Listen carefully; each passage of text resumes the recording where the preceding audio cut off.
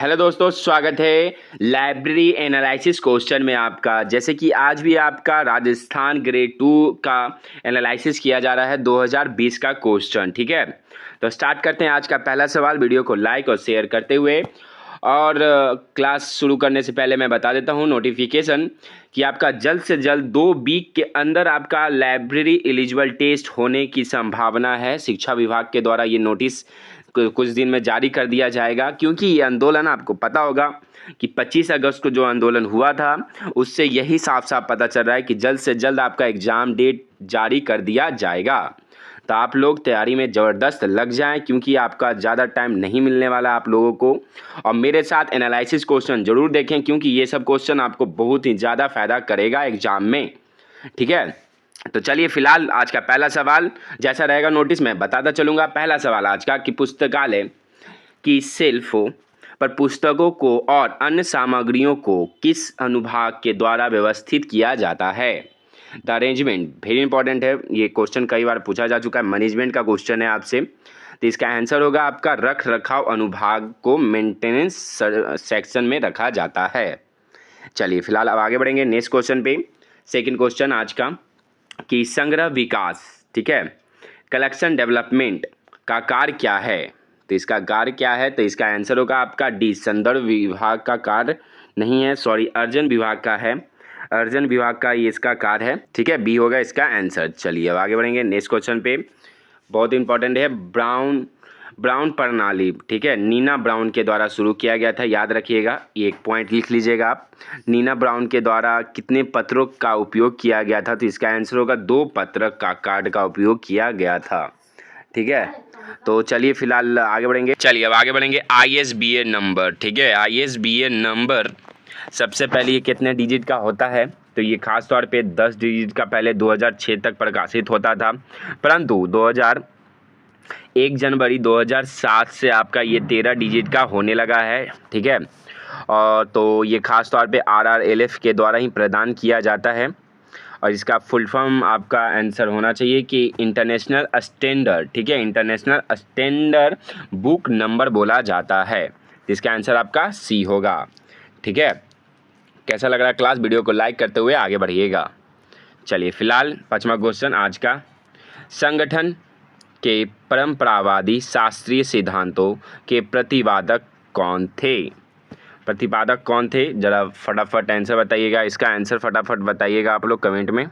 चलिए फिलहाल इसका आंसर आपका होगा बी और ए दोनों होना चाहिए। जैसे कि आपको बता देते हैं क्यों होगा, कि संगठन के परंपरावादी शास्त्रीय के सिद्धांत का मुख्य प्रतिपादक आपका FW टेलर को माना जाता है। ठीक है, और वैज्ञानिक प्रबंधन के लिए हेनरी फेयोल को मनाया जाता है। ठीक है, प्रासंगिक प्रबंधन के लिए, जबकि मैक्स वेबर ने नौकाशाही सिद्धांत का प्रतिपादित किया था, जो शास्त्रीय सिद्धांत का एक महत्वपूर्ण हिस्सा है, जिसमें आपका 3 लोगों का नाम आता है पूर्णतः, लेकिन ऐसे आप बोल सकते हैं। तो FW टेलर का आंसर इसका सही जाएगा। ठीक है, बी होगा इसका आंसर। चलिए फिलहाल अब आगे बढ़ेंगे नेक्स्ट क्वेश्चन पे। छठा क्वेश्चन आज का क्या बोल रहा है कि पुस्तकालय विज्ञान में मूल्यांकन पद से तात्पर्य है, क्या है तात्पर्य, तो इसका आंसर होगा आपका ए, संचालन एवं सेवाओं में सुधार के साधन के लिए है। और फिलहाल मैं बता देता हूँ आपके लिए कि एग्ज़ाम जल्द आएगा, तो आपके लिए बिहार स्पेशल टीचर के लिए भी पढ़ाया जाएगा, आपके लिए टीचर एप्टीट्यूड, और साथ ही साथ महामैराथन क्लास भी चलाया जाएगा। बस आप मेरे साथ जुड़े रहिएगा ललिन एकेडमी के साथ। पुस्तकालय बजट के लिए तैयार किया जाता है, तो पुस्तकालय बजट याद रखिएगा नेक्स्ट ईयर के लिए तैयार किया जाता है, आगामी मतलब आने वाले साल के लिए तैयार किया जाता है। जैसे कि 2026 आने वाली है, तो उसके पहले ही आपका पूर्णतः नेक्स्ट ईयर के लिए बजट तैयार कर दिया जाता है कि क्या क्या होगा क्या नहीं होगा। ठीक है, चलिए अब आगे बढ़ेंगे नेक्स्ट क्वेश्चन पे। और जैसे कि आप लोगों के साथ मैं भी था आंदोलन में, तो मैं ऐसा मत बोलिएगा कि सर लोग गए नहीं, आप लोगों के साथ मैं भी हौसला के साथ खड़ा था इस आंदोलन में। जब तक मेरा साथ रहा है, जब तक दिए हैं, जब जब मुझे बुलाया गया मैं ज़रूर पहुंचा। चलिए, उपयोगकर्ताओं और प्रलेखों के अलावा पुस्तकालय में तीसरा महत्वपूर्ण क्या है, तो इसका आंसर होगा ए, स्टाफ, कर्मचारी बहुत ही महत्वपूर्ण है। ठीक है, चलिए अब आगे बढ़ेंगे नेक्स्ट क्वेश्चन पे। नेक्स्ट क्वेश्चन 9 क्वेश्चन है कि बिब्लियोग्राफी ऑफ बिब्लियोग्राफिक्स निम्नलिखित में से किस प्रकार का सूचना स्रोत है। ये कई बार मैं बता चुका हूँ आपको एग्जाम में, मतलब सॉरी क्लास में। और एनालिसिस के लिए ये पीडीएफ प्लेलिस्ट अलग से बनाया गया है, एनालिसिस करके बनाया गया है पीडीएफ, आप लोग ज़रूर देख सकते हैं क्योंकि उसमें 2-3 पोस्ट हो चुका है वीडियो, तो आप लोगों के लिए बहुत ही महत्वपूर्ण रहेगा। फिलहाल इसका आंसर होगा आपके टर्सरी में आता है, टर्सरी स्रोत में आता है। 3 प्रकार के सूचना स्रोत है, प्राथमिक, सेकेंडरी और टर्सरी। चलिए हो गया होगा, समझ गए होंगे क्लास को, कैसा लग रहा है क्लास। फिलहाल 10वां क्वेश्चन आज का, गजट निम्नलिखित में से किस प्रकार के सूचना स्रोत है। तो गजट आपको पता होना चाहिए प्राथमिक सूचना स्रोत के अंतर्गत में आता है। ये आपका खास तौर पे सरकारी आदेश और सूचना है, ठीक है, गवर्नमेंट का ये आता है, गजट पारित करता है, सरकार गजट पारित करता है। कई बार आप सुन चुके होंगे। चलिए फिलहाल आगे बढ़ेंगे नेक्स्ट क्वेश्चन पे। 11 क्वेश्चन आज का, उस रेडी रेफरेंस स्रोत को क्या कहा जाता है जिसे किसी भी व्यवसाय, कला और अध्ययन में मार्गदर्शन के लिए संदर्भित किया जा सकता है। तो इसको खास तौर पे मैनुअल कहा जाता है, मैनुअल कहा जाता है, ठीक है, याद रखिएगा आप।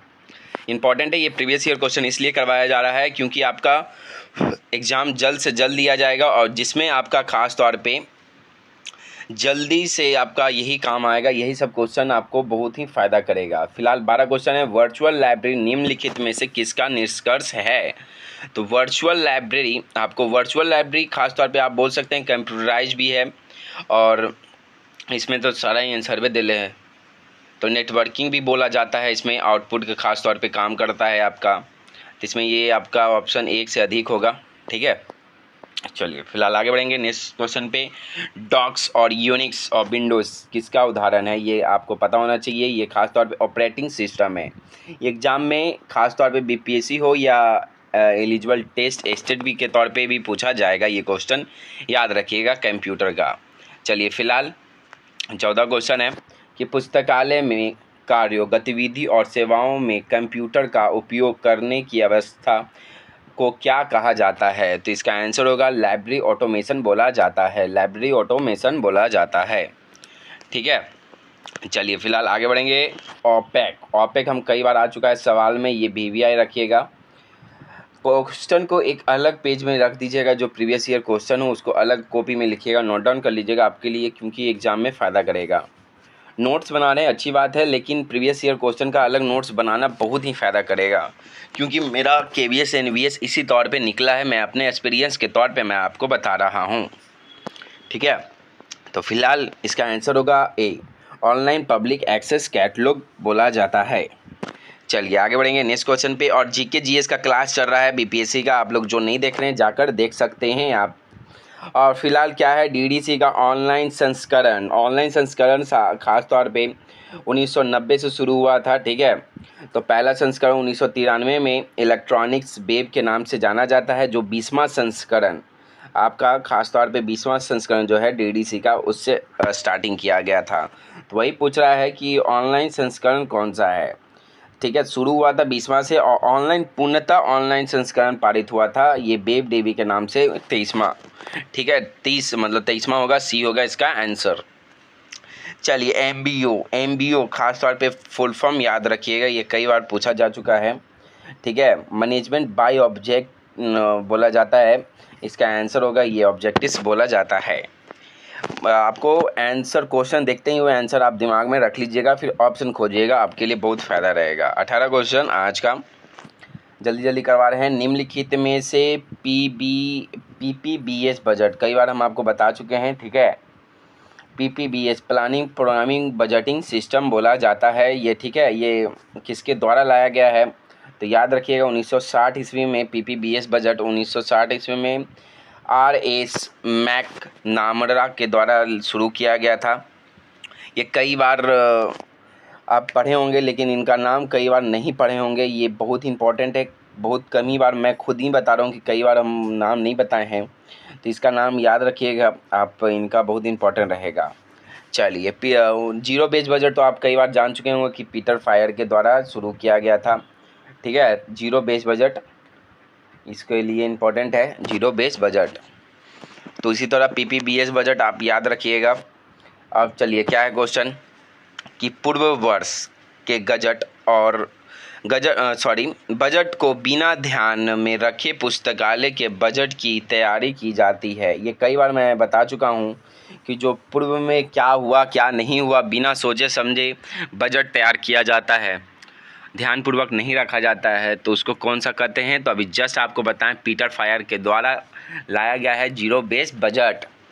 ठीक है, कब आया है जीरो बेस बजट? तो आपको पता होना चाहिए 1970 ईस्वी में आया है zero base budget.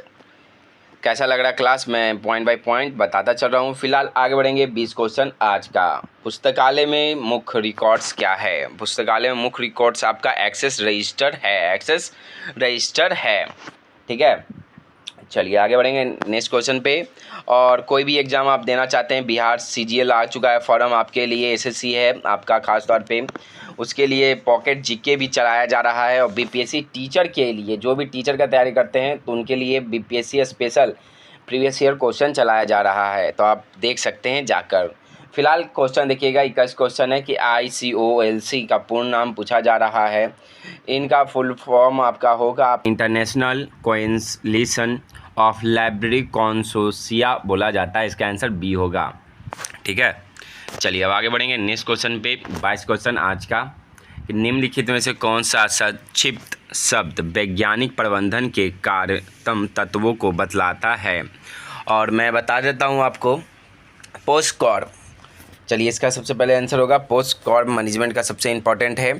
Henry Fayol के द्वारा आपका RB नहीं छोड़ के आप सिर्फ पोस्टकॉर्प था। ठीक है, हेनरी फेयोल के द्वारा लाया गया था। RB किसके द्वारा जुड़ा गया है? आप लोग कमेंट में करके ज़रूर बताइए। कई बार मैं बता चुका हूँ क्लास में, जो जानते हैं छात्र वो कमेंट में कर सकते हैं। R का क्या होता है? रिपोर्टिंग, और B का बजटिंग। इसका फुल फॉर्म भी याद रखिएगा, आपके लिए इम्पोर्टेंट रहेगा। चलिए फिलहाल आगे बढ़ेंगे नेक्स्ट क्वेश्चन। बढ़ता ही ये नियम आपका 5वां नियम में आएगा। 5 लॉ आपको पता होना चाहिए कब आया है, तो 1931 ईस्वी में प्रकाशित हुआ है डॉक्टर रंगनाथन जी के द्वारा। ये इम्पोर्टेंट रहेगा आपके लिए। ठीक है, डॉक्टर रंगनाथन जी के द्वारा कब बना था? 1928 में पूर्णतः बना, परंतु प्रकाशित कब हुआ? तो 31 में प्रकाशित हुआ। ठीक है, तो याद रखिएगा। आगे बढ़ेंगे अब नेक्स्ट क्वेश्चन पे। शोध गंगा बहुत इम्पोर्टेंट है, इन्फ्लुमिनेट के द्वारा ये सब प्रकाशित है आपका शोध गंगा। तो ये क्या है? तो आपको पता होना चाहिए, ये एक थीसिस है।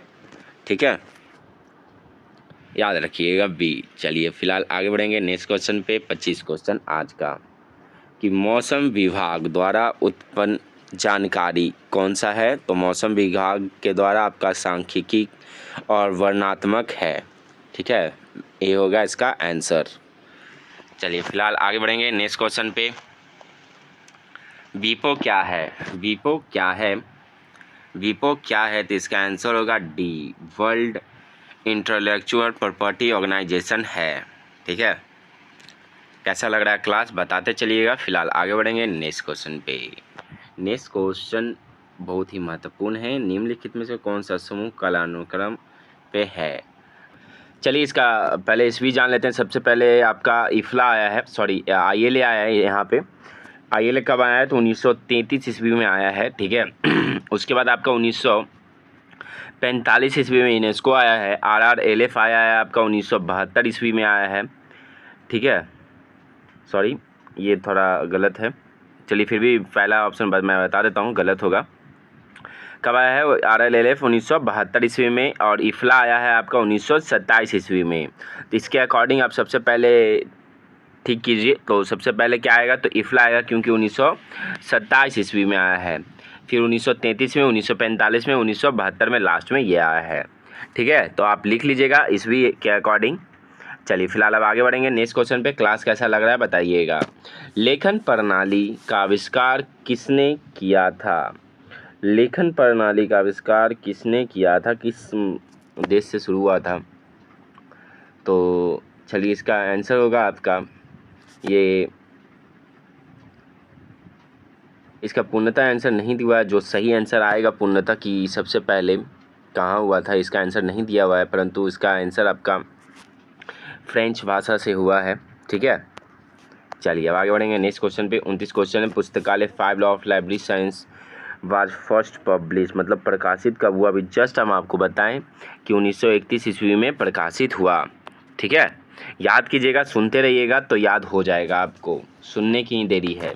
1930 ईस्वी में है कि सूचना की वृद्धि प्रबंधन की सीमा से बाहर हो जाए उसे कहते हैं, उसे क्या कहते हैं? तो सूचना विस्फोट कहा जाता है। ठीक है, चलिए अब आगे बढ़ेंगे नेक्स्ट क्वेश्चन पे। 31 क्वेश्चन आज का कि इफ्ला की स्थापना के समय इसका मुख्यालय कहाँ था? बहुत बढ़िया क्वेश्चन है।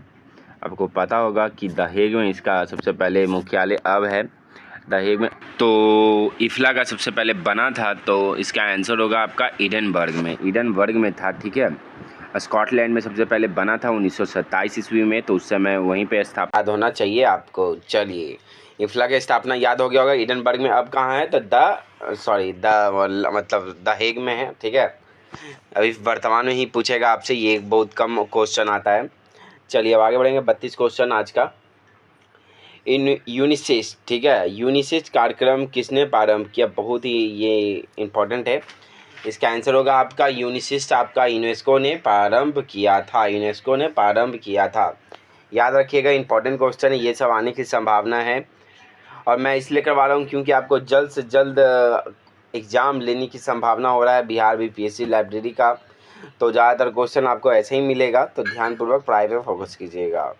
फिलहाल छात्र, अध्यापक और शोध छात्र के उपभोक्ता हैं, तो कौन है? तो खास तौर पे छात्र, और ये सब आपका एकेडमिक लाइब्रेरी में आता है। ठीक है, एकेडमिक लाइब्रेरी में आता है। एकेडमिक लाइब्रेरी में हो सके तो पूछेगा, तो ये स्कूल लाइब्रेरी आपका एकेडमिक लाइब्रेरी में आता है। ठीक है, कॉलेज लाइब्रेरी आपका आता है फिर एकेडमिक लाइब्रेरी में ही। फिर आपका आता है यूनिवर्सिटी लाइब्रेरी, ये भी आपका आता है खास तौर पे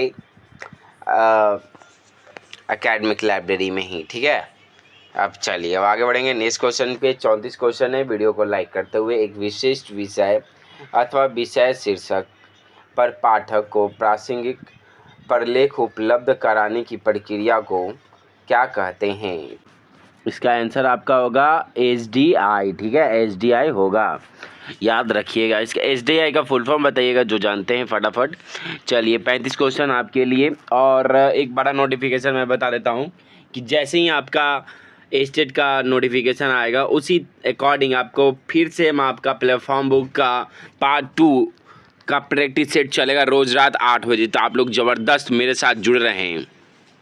फिलहाल 35 क्वेश्चन आज का कि नवयुगत पाठकों के लिए दीक्षा कार्यक्रम किस विभाग से संबंधित है? और आपके लिए जीके जीएस बीपीएससी का प्रीवियस ईयर क्वेश्चन चल रहा है, आप लोग ज़रूर पढ़ें लिखें। और फिलहाल इसका आंसर होगा रेफरेंस सर्विस में आता है। ठीक है, किस में आता है? तो रेफरेंस सर्विस में आता है। चलिए अब आगे बढ़ेंगे नेक्स्ट क्वेश्चन पे। 36 क्वेश्चन है। INB, ठीक है, INB इंडियन नेशनल बिब्लियोग्राफी बोला जाता है। सबसे पहले कब बना है? तो याद रखिएगा 1957 ईस्वी में बना है। ठीक है, 1957 ईस्वी में बना है। और ये ख़ास तौर पे क्लासिफिकेशन के लिए बहुत ही महत्वपूर्ण है, ये इम्पोर्टेंट रहेगा INB। और BNB आपसे एक बार पूछेगा कि BNB क्या है, तो INB बना है 1957 में, BNB बना है आपका 1950 ईस्वी में बना है। ठीक है, और ये BNB ब्रिटिश नेशनल बिब्लियोग्राफी बोला जाता है। चलिए अब आगे बढ़ेंगे नेक्स्ट क्वेश्चन पे।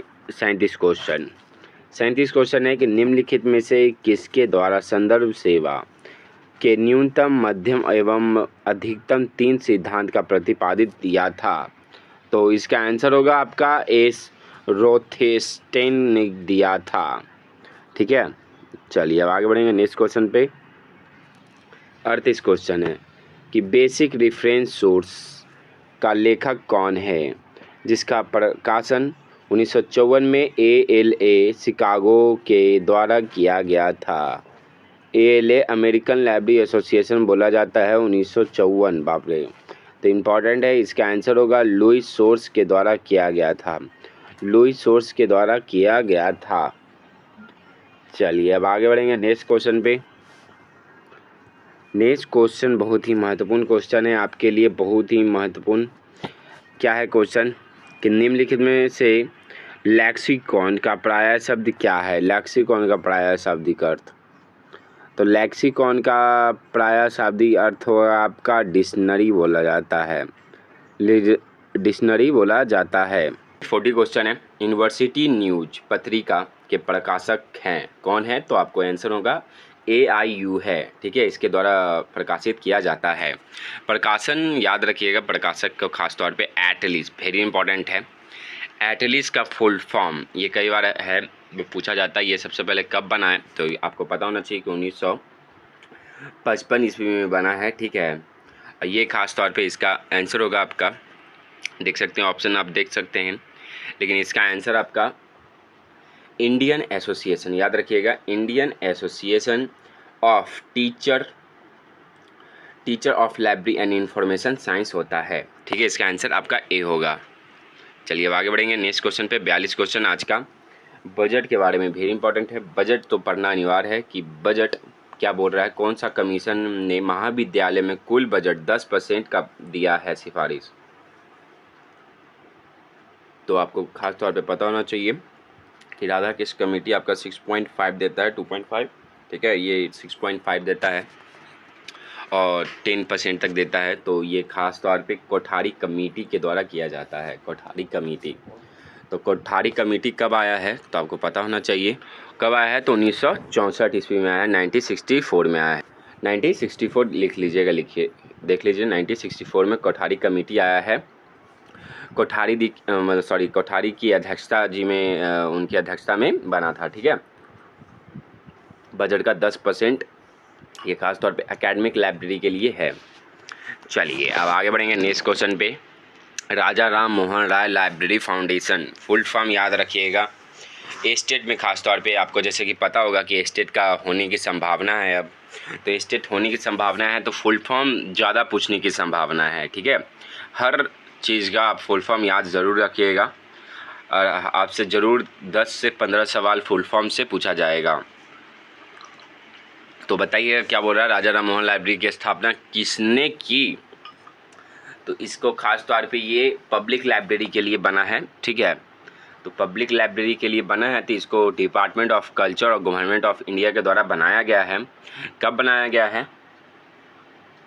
1972 में बना है। ठीक है, तो 1972 में किसके अथी के कारण बना है, क्यों बना है, तो आपको 200 वर्ष राजा राम जी का 200 वर्ष हो चुका था, सॉरी 2000 लिख दिए, 200 वर्ष जन्मदिन के महोत्सव के कारण बनाया गया था।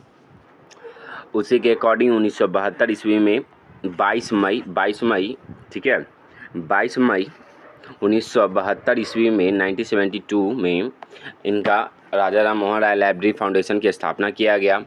इसका सबसे पहले मुख्यालय याद रखिएगा, मुख्यालय कहाँ है, तो कोलकाता में स्थित है। ठीक है, दूसरा पॉइंट है कि आपको पता होना चाहिए ISBN नंबर RRLF के द्वारा ही प्रदान किया जाता है।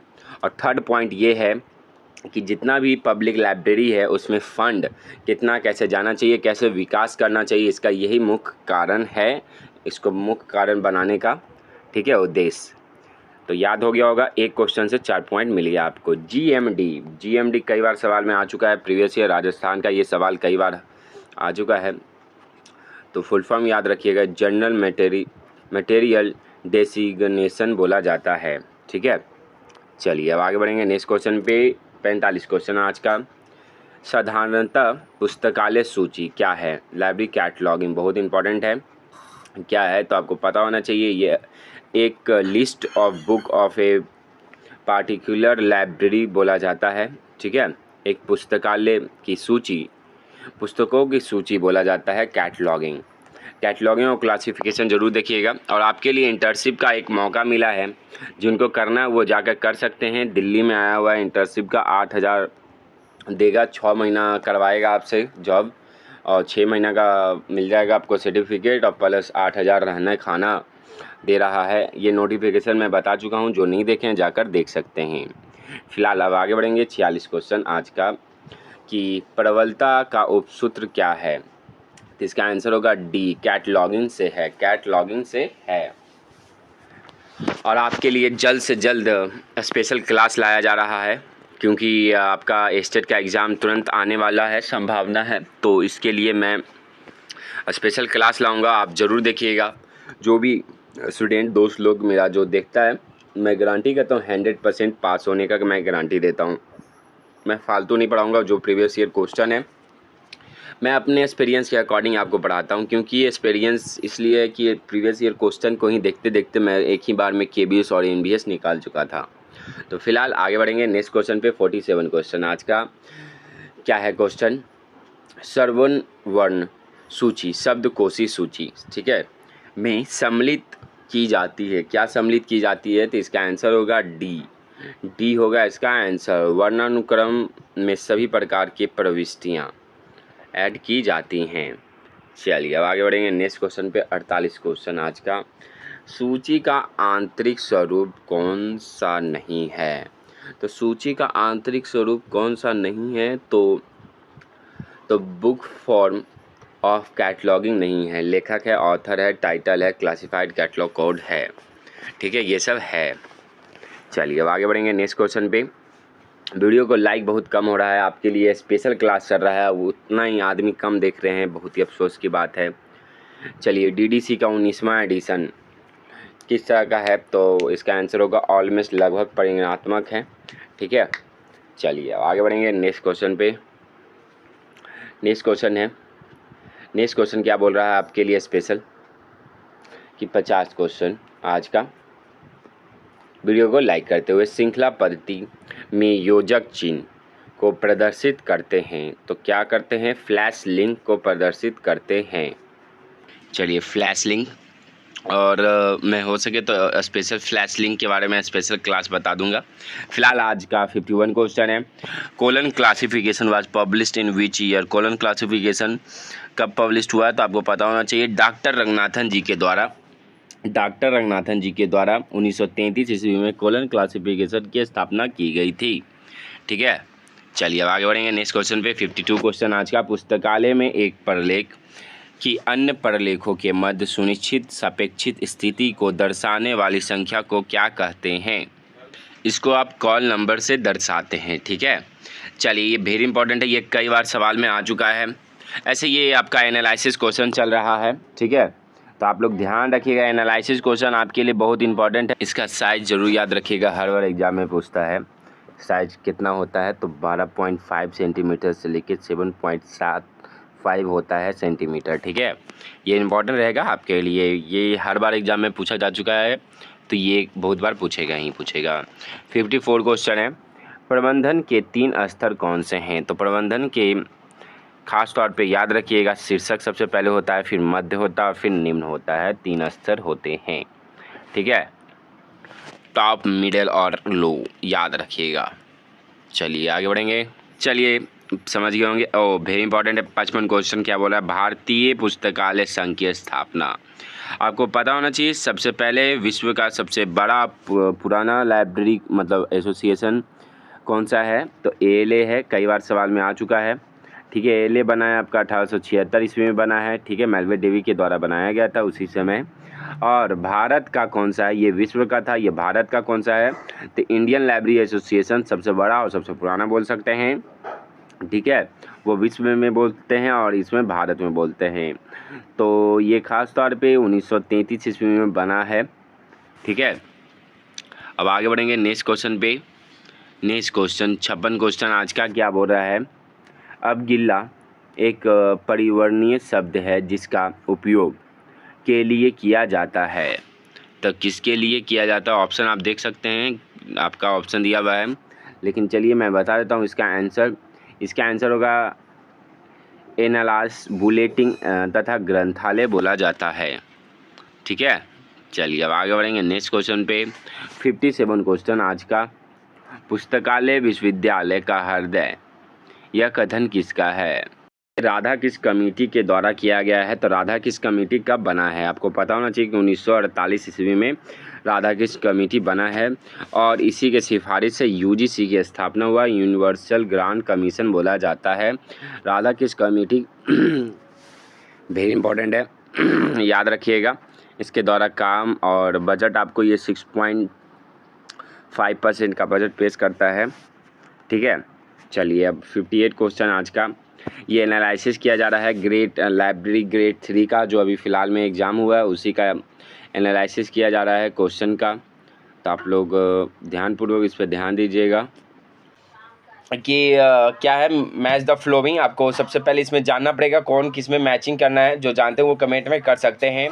तो सबसे इजी इसमें आपको मिलेगा खास तौर पे। तो सबसे पहले इसमें मैचिंग करना है तो सबसे पहले याद रखिएगा सबसे इजी रहेगा सी का फर्स्ट होगा। सी का फर्स्ट होगा मतलब सिस्टम और स्पेशल क्या आएगा, बच्चों में नेत्र रोग का उपचार बोला जाता है। ठीक है। और एक आपका आएगा 4 शायद। ठीक है। एक आपका आएगा 4 मतलब सुपर इम्पोजिशन डिवाइस आपका आएगा ब्रिटिश इंडिया। देखते हैं आपका सही जाता है कि नहीं सही। तो जैसे कि ए का 4 और बी सी का मात्र 1 एक ही जगह दिया हुआ है और बी का 4 ए का 4 दिया हुआ है, मतलब आंसर आपका ए होगा। ठीक है। चलिए अब आगे बढ़ेंगे नेक्स्ट क्वेश्चन पे। वीडियो को लाइक करते हुए, बहुत बढ़िया क्वेश्चन है कि CIP, ठीक है, इंडिया परियोजना की शुरुआत हुआ था तो किसने किया था CIP? तो राजा Ram Mohan Roy library foundation, full form याद रखिएगा RRLF का। कब हुआ बना है? तो ये आपका बना है 1972 ईस्वी में, 200 वर्ष पूरा होने पे राजा राम जी का। ठीक है। ये इंपॉर्टेंट है। ये कहाँ स्थित है आपसे कई बार सवाल में पूछा जाएगा। तो ये स्थित है कोलकाता में स्थित है। इसका मुख्यालय कहाँ है? तो कोलकाता में स्थित है। चलिए अब आगे बढ़ेंगे। थर्ड क्वेश्चन आज का, भारतीय राष्ट्रीय ग्रंथ सूची के प्रथम बार अस्तित्व में कब आया? मतलब इसको INB मतलब इंडियन नेशनल बिब्लियोग्राफी भी बोल सकते हैं। और इस समय आपको जानना चाहिए कि उस समय BS केशवन जी, आपको नेशनल लाइब्रेरी को पता होगा कि BS केशवन जी हेड थे। तो उसी वक्त नेशनल बिब्लियोग्राफी का भी शुभारंभ किया गया। तो कब? तो 1957 ईस्वी में शुरू किया। बी होगा इसका आंसर। चलिए ठीक है आगे बढ़ते हैं। कल बहुत अच्छा लगा कि एक छात्र बहुत अच्छे से स्टार्टिंग से लेकर अंत तक लगे रहें। चलिए फोर्थ क्वेश्चन है, इसका पिछले वाला वीडियो बन चुका है, एनालिसिस हाई कोर्ट का है, राजस्थान हाई कोर्ट का, तो आप लोग जरूर देख सकते हैं जाकर। फिलहाल चौथा क्वेश्चन आपका बताता है। चलिए चौथा क्वेश्चन क्या बोल रहा है कि कोलन क्लासिफिकेशन में रोग निदान, रोग परिवहन, संकर आदि के लिए अंक 4 के उपयोग में कौन सा स्मृति सहायक प्रदर्शित होता है? तो इसका आंसर होगा आपका मौलिक को प्रदर्शित किया जाता है। ठीक है। चलिए अब आगे बढ़ेंगे नेक्स्ट क्वेश्चन पे। उम्मीद है कि आप लोगों का बिहार लाइब्रेरियन का सपना पूरा होगा। ठीक है, क्योंकि आज जिस तरह से आंदोलन चला है उससे उम्मीद लगता है कि हो सके तो उम्मीद है। 5वां क्वेश्चन देखिएगा। और 5 क्वेश्चन इसलिए महत्वपूर्ण रहेगा आपके लिए क्योंकि ये BPSC में पूछेगा ये सवाल आपसे। ऐसा सवाल BPSC में हो सके तो 5 से 6 सवाल आपसे ऐसा ही पूछेगा। बताइए ए कि वेब के संगठन में पदानुक्रम आधारित वर्गीकरण योजनाओं की एक प्रमुख भूमिका है। तो ये ए तो सही बता रहा है, ये राइट है ए आपके लिए। ठीक है, आगे बताते हैं फिर उसके बाद देखेंगे कौन सही होगा। आर देखिए, आर क्या बोल रहा है? कथन और कारण। रोबोट आधारित खोज इंजनों द्वारा निर्मित हॉटलिस्ट विषय वर्णनात्मक और प्रासंगिकता के तकनीक का उपयोग करते हैं। फिलहाल ये हमको आर गलत लग रहा है। ठीक है, तो इससे यही पता चलता है कि आर गलत ए सही है। तो चलिए ऑप्शन देखते हैं और आंसर क्या है। तो ऑप्शन के अनुसार ए सत्य है और आर असत्य है, तो मतलब आंसर आपका ए ही होगा। चलिए फिलहाल आगे बढ़ेंगे नेक्स्ट क्वेश्चन पे। 7 क्वेश्चन आज का, 6 क्वेश्चन। सूचना पूर्ण प्राप्ति का पद किसके द्वारा प्रतिपादित किया गया था? तो इसका आंसर होगा बी, कैल्विन मुर्स के द्वारा किया गया था। कैल्विन मुर्स के द्वारा किया गया था।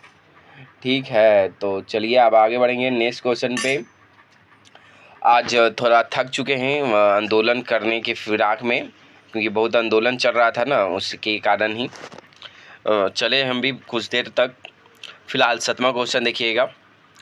और एक वोट का नारा बहुत है कि बिहार लाइब्रेरियन नहीं आया तो वोट भी नहीं दिया जाएगा। ये बहुत बढ़िया है, लेट नहीं तो वोट नहीं। वाह क्या बात है, ये नारा आप लोग याद रखिएगा, लेट नहीं तो वोट नहीं।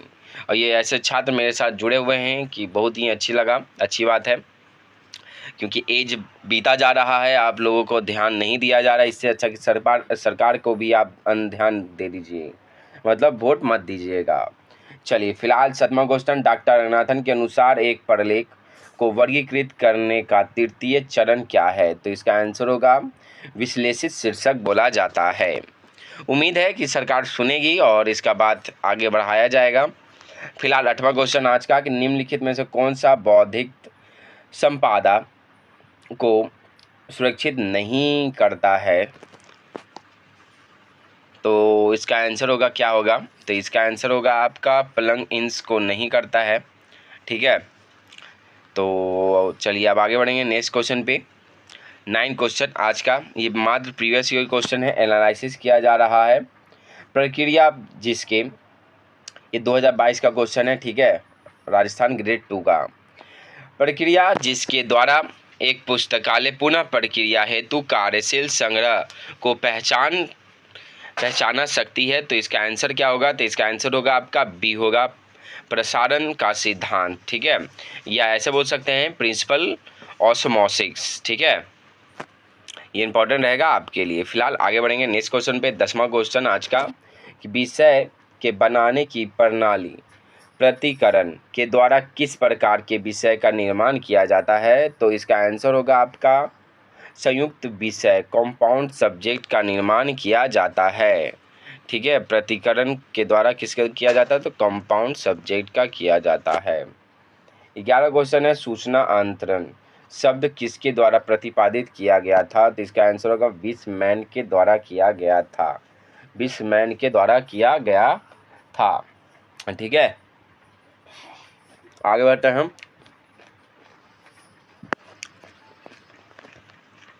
12 क्वेश्चन, अज्ञात। ठीक है, नॉलेज बोल सकते हैं, नॉलेज या संदिग्ध लेखकत्व की पुस्तक को कहा जाता है। तो क्या कहा जाता है? तो इसका आंसर होगा आपका एप्रोफाइल्स पुस्तक बोला जाता है। सी होगा इसका आंसर।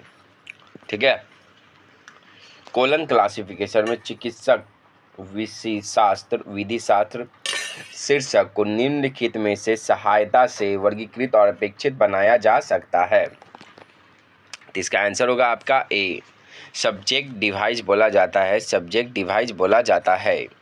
आप लोग आंदोलन में गए तो खुदा बख्श ओरिएंटल पब्लिक लाइब्रेरी वहीं पे था। ठीक है, पटना साइंस कॉलेज PMCS तरफ आप आइएगा तो दिखता, तो आप लोग देखे होंगे तो अच्छी बात है। रोड पे ही उधर से ही गुजरा जा रहा था हम लोग का आंदोलन का। चलिए आगे बढ़ेंगे नेक्स्ट क्वेश्चन पे। 14 क्वेश्चन, वीडियो को लाइक करते हुए।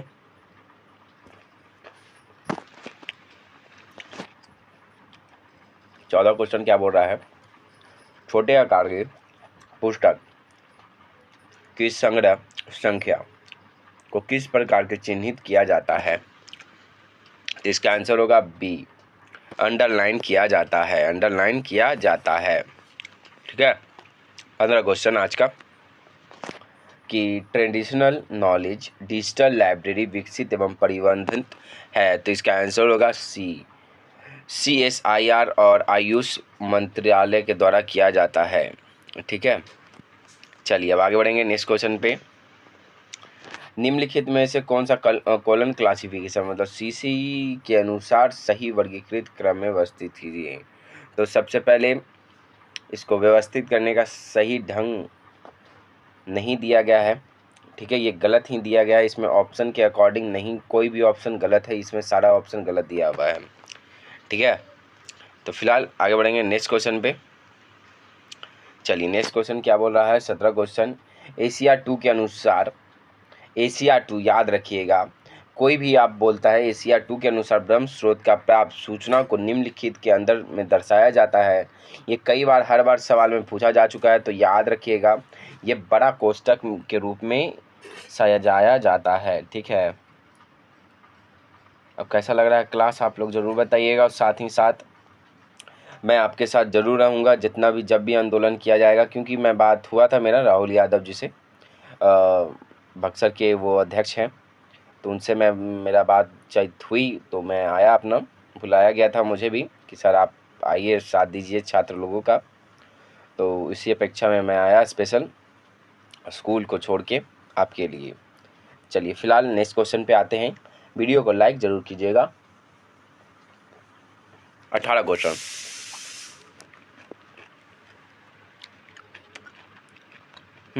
क्या बोल रहा है? 18 क्वेश्चन है, उन पुस्तकों को जिन्हें पाठकों द्वारा गलत निर्धारणी मतलब गलत रख दिया जाता है गलत जगह, तो उसको क्या क्या कार कहलाता है? तो उसको याद रखिएगा। स्टॉक वेरिफिकेशन अलग है और सेल्फ रेक्टिफिकेशन अलग है।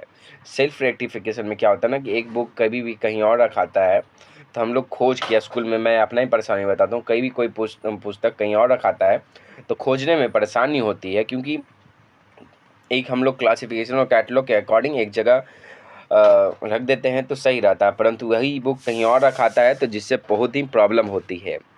इसी अकॉर्डिंग उसको गलत जगह रखा रहता है, उसको सही ढंग से रखने की प्रक्रिया को ही सेल्फ रेक्टिफिकेशन बोला जाता है। और सेल्फ रेक्टिफिकेशन कई बार करना पड़ता है, अनजान कोई भी गलती करते हैं तो। ठीक है, फिलहाल ग्रंथाना, ये सबसे पहले ये पब्लिकेशन याद रखिएगा, कोई भी याद रखें या नहीं रखें, ये पब्लिकेशन प्रकाशन हर चीज़ का रखिएगा कि ILA द्वारा कौन सा प्रकाशन किया जाता है, एटलिस्ट द्वारा, RRLF द्वारा, एजलिक के द्वारा। ठीक है, तो इसका फिलहाल आंसर तो RRLF ही होगा। ठीक है, आप लोगों के लिए बहुत ही महत्वपूर्ण रहेगा। ऑन्ट्रोलॉजी क्या है? 20 क्वेश्चन आज का। ऑन्ट्रोलॉजी क्या है? ऑन्ट्रोलॉजी है आपका सी होगा इसका आंसर, इंटरनेट आधारित प्रलेखों का वर्गीकरण है। ठीक है, चलिए अब आगे बढ़ेंगे। ऑन्टोलॉजी आप समझिए इंटरनेट के आधारित प्रलेखों का वर्गीकरण है। ठीक है, चलिए 21 क्वेश्चन है। 21 क्वेश्चन क्या बोल रहा है? अभिलेखागार। ठीक है, साधनिक प्रासंगिक है, किसका है? तो इसका आंसर होगा हिस्टोरिकल का है, ऐतिहासिक सामग्री का है। चलिए अब आगे बढ़ेंगे नेक्स्ट क्वेश्चन पे। 22 क्वेश्चन है, study of journals categories applicables to classification नामक पुस्तक के लेखक कौन है? इसका आंसर होगा आपका ए होगा, एरिक डी गोरियल के द्वारा लिखा गया था। चलिए अब आगे बढ़ेंगे नेक्स्ट क्वेश्चन पे। 23 क्वेश्चन आज का, ऐसा वर्गीकरण जिसमें विषय या प्रकार या इन दोनों या अन्य मान तरीकों तकरीक क्रम के अनुसार प्रलेखों का संयोजन किया जाता है, उसे क्या कहा जाता है? तो इसका आंसर होगा सी, बहुत मतलब ज्ञान वर्गीकरण और पुस्तक वर्गीकरण दोनों। ठीक है, चलिए फिलहाल आगे बढ़ेंगे नेक्स्ट क्वेश्चन पे। 24 क्वेश्चन, डॉक्टर रंगनाथन द्वारा एक सारणी एरे, ठीक है, में कितने क्षेत्रों में मान्यता दी गई है? तो इसका आंसर होगा 5 क्षेत्रों में मान्यता दी गई है। चलिए अब आगे बढ़ेंगे नेक्स्ट क्वेश्चन पे। DDC याद रखिएगा, डेवी डेसिमल क्लासिफिकेशन इलेक्ट्रॉनिक संस्करण को जाना जाता है। इलेक्ट्रॉनिक संस्करण को आप याद रखिएगा, सबसे पहले इलेक्ट्रॉनिक के तौर पे 20वां संस्करण आया था जो इलेक्ट्रॉनिक डेवी के नाम से जाना जाता है। फिर आपका 23वां संस्करण, ठीक है, जो 2012 में आपका लास्ट एडिशन आया है, ठीक है, बेब डेवी के नाम से जाना जाता है। 23वां एडिशन।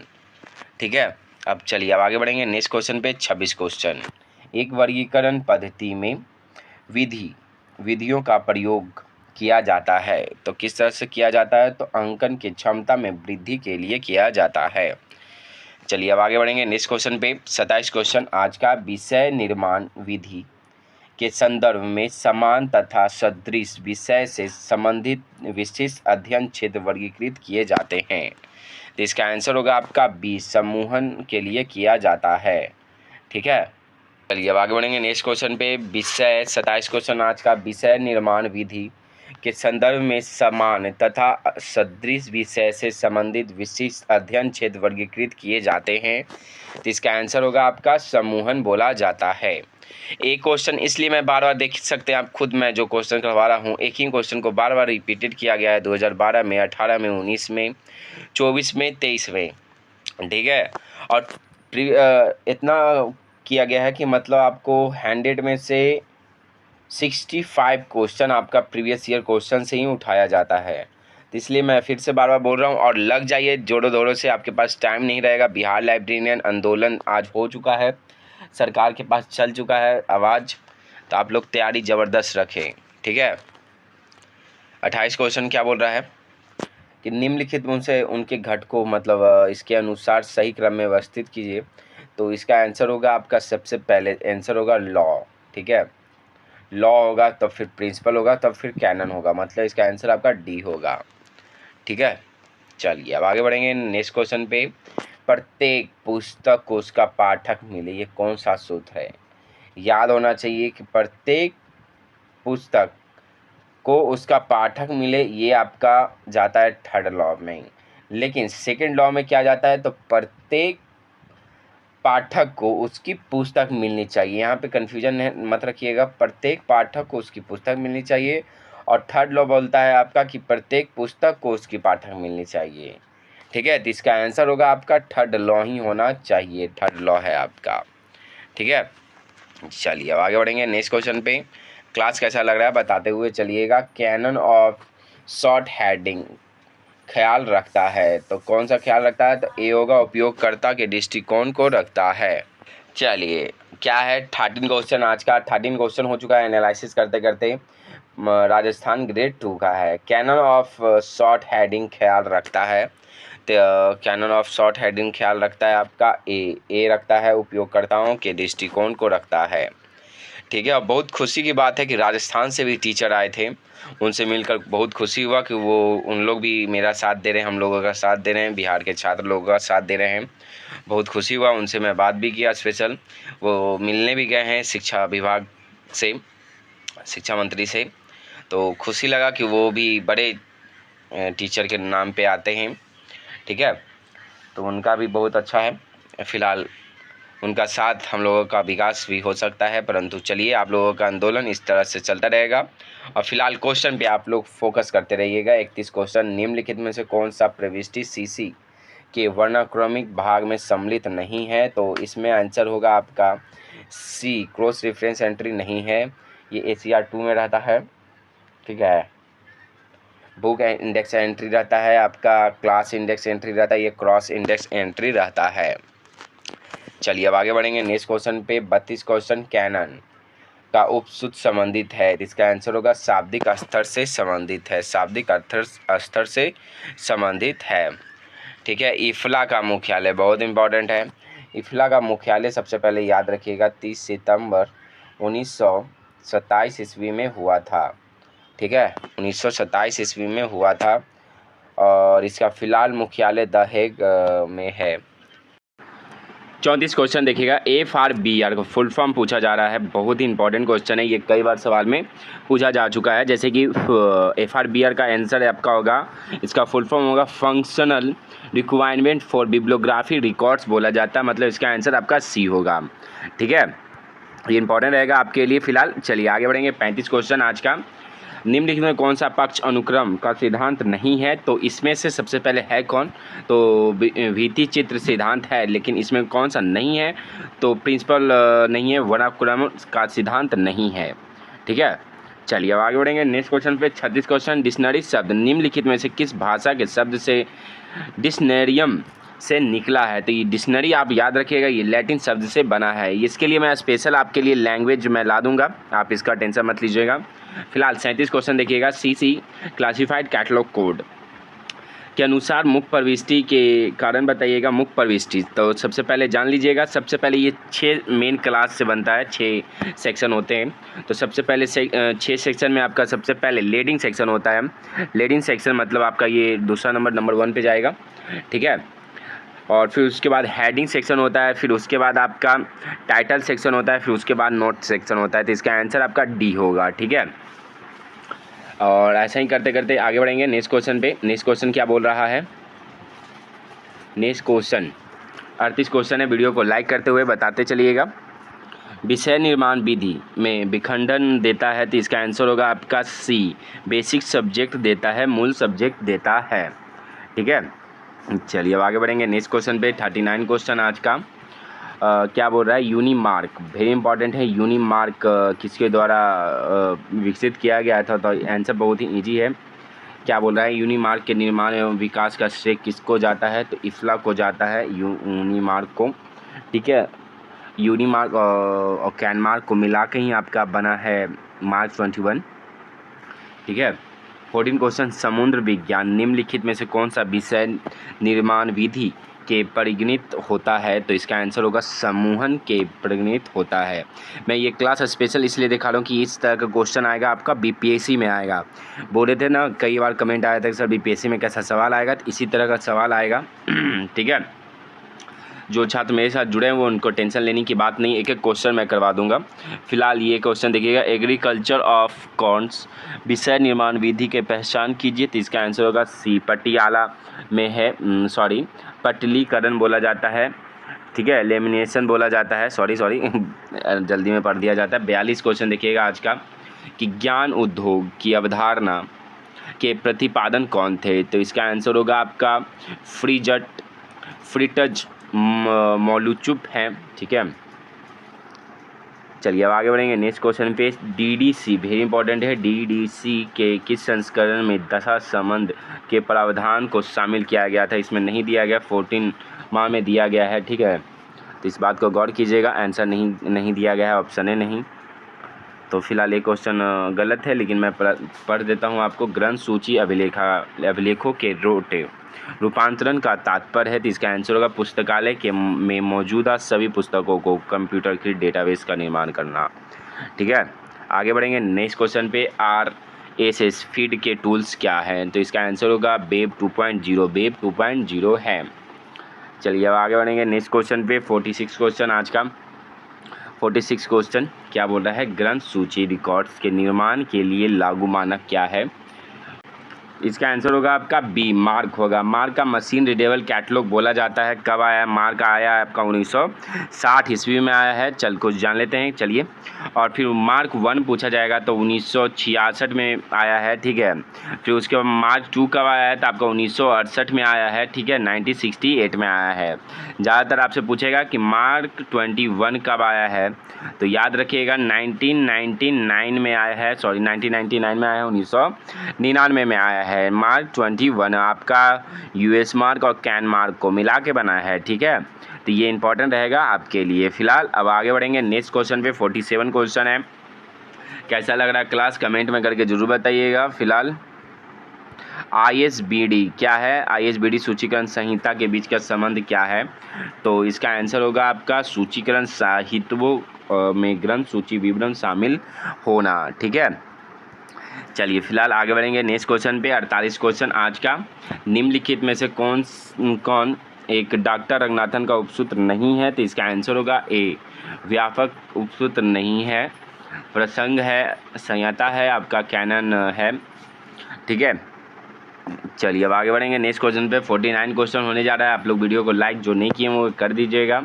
और इंतज़ार आपका ख़त्म होगा। 25 अगस्त को आंदोलन ज़बरदस्त हुआ है, सरकार के कानों में बज रहा होगा, और नहीं बजा तो आप लोगों को बच जाएगा ज़िंदगी में बुढ़ारी का एज। इसलिए मैं बोलूँगा कि बिहार लाइब्रेरी का फिर सपना छोड़ ही दीजिएगा। फिर कोई सरकार पे हमको भरोसा नहीं है।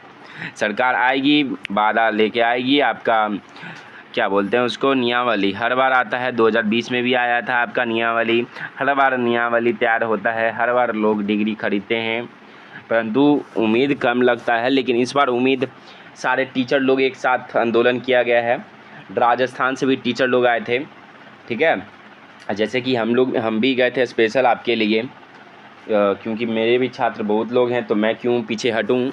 इसी अकॉर्डिंग पे मैं भी गया, टीचर से मिला। जितने नेता लोग थे वो उन लोग से मेरा जान पहचान है, पहले से ही है, तो मैं मिला सबसे, फिर आगे अपना। ठीक है, तो चलिए आप लोग ऐसा मत कीजिएगा कि सर नहीं गए, ये गलत बात रहेगा। मैं ज़रूर गया, आपके लिए ही गया, अपने छात्र के लिए गया। और फिलहाल 49 क्वेश्चन, जैसे कि क्या है question, subject catalogue handing and culture नामक पुस्तक के लेखक कौन है? तो इसका आंसर होगा E.G. कॉटसन है। ठीक है, चलिए अब आगे बढ़ेंगे। CCF कब बना है?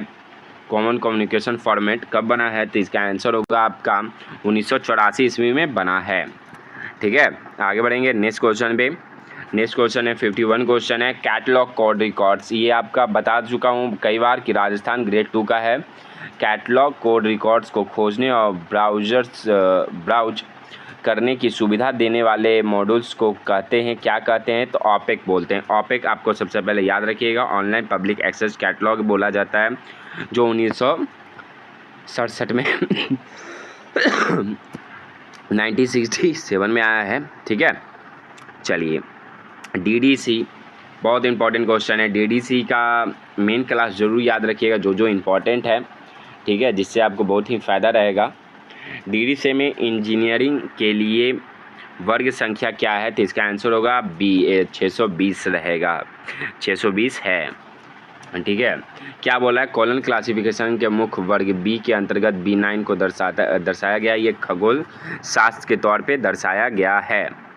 ठीक है, चलिए 54 क्वेश्चन पे आते हैं हम लोग। सूचीकरण के उपसूत्रों का प्रथम बार निरूपण डॉक्टर एस आर रंगनाथन के निम्नलिखित किस पुस्तकों में किया गया है? तो आपको थ्योरी ऑफ लाइब्रेरी कैटलॉग के रूप में किया गया है। चलिए अब आगे बढ़ेंगे नेक्स्ट क्वेश्चन पे। बहुत इंपॉर्टेंट क्लास चल रहा है। Statement of international cataloguing principles 2016 का मानक विवरण किसने प्रकाशित किया? तो इसका आंसर होगा इफ्ला ने प्रकाशित किया था।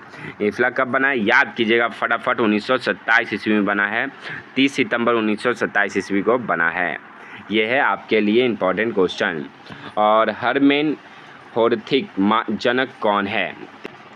तो 56 का आंसर होगा आपका सी, पंच कार्ड के हैं। ठीक है, चलिए आज का अंतिम क्वेश्चन है, 57 क्वेश्चन है। वैश्लेषिक प्रविष्टि बनाई जाती है, क्योंकि आज मैं थक चुका हूँ। आंदोलन में भी गया मैं, हरासमेंट में, स्कूल में भी गया मैं, जल्दी मैं दोनों तरफ देख रहा था, परंतु मैं अपने छात्र के लिए आंदोलन में साथ दिया मैं। ठीक है, तो चलिए फिलहाल इसका आंसर आपका सी होगा, प्रलेख के एक भाग के लिए है, पार्ट ऑफ ए डॉक्यूमेंट। ठीक है, और आप लोग उम्मीद लगा के रखिएगा, क्योंकि आपके लिए ज़रूर आएगा। वैकेंसी लाइब्रेरियन का जल्द से जल्द नोटिस कर दिया जाएगा जारी, और मैं गारंटी देता हूं कि आज आ गया नोटिफिकेशन, कल आपके लिए तो गारंटी है कि जल्द से जल्द आपका एग्ज़ाम भी ले लिया जाएगा। तो तैयारी ना छोड़ें, ज़बरदस्त ललिन एकेडमी के साथ जुड़े रहें, क्योंकि आपके लिए मैं मेहनत कर रहा हूं और आप भी मेहनत करें। धन्यवाद, फिर मिलते हैं नए वीडियो के साथ। वीडियो को लाइक और शेयर करते हुए चलिएगा।